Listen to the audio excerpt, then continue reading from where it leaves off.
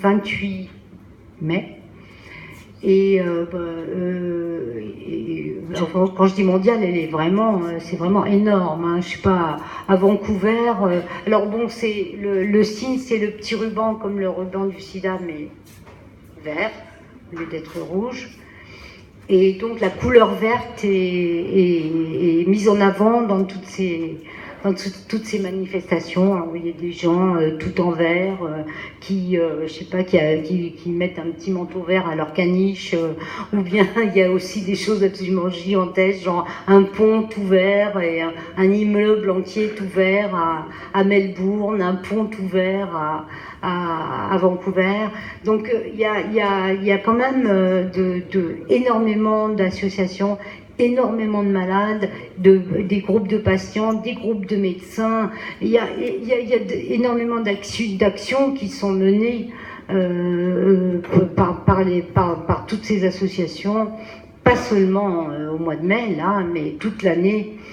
Et heureusement, parce que sans eux, la cause du Lyme n'avancerait pas du tout. C'est eux qui font avancer les choses. Aux États-Unis, ce sont les associations qui financent la recherche.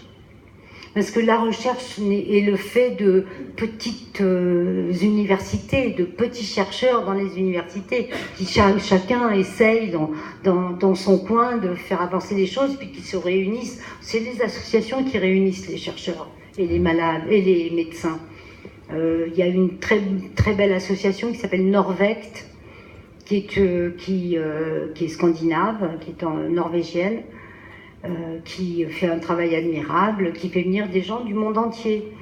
Ce travail-là qui devrait être fait par les institutions n'est absolument pas fait. Il n'y a absolument pas d'argent sur la recherche autour de Lyme en France. Le professeur Perron, si vous l'avez entendu en interview, dit que à chaque fois qu'il demande de l'argent pour le sida ou pour autre chose, pour l'hépatite, il n'y a pas de problème, mais si c'est Lyme, c'est non, systématiquement, et ça depuis 15 ans qu'il demande à ce qu'on avance. C'est normal, Paris n'est pas touché.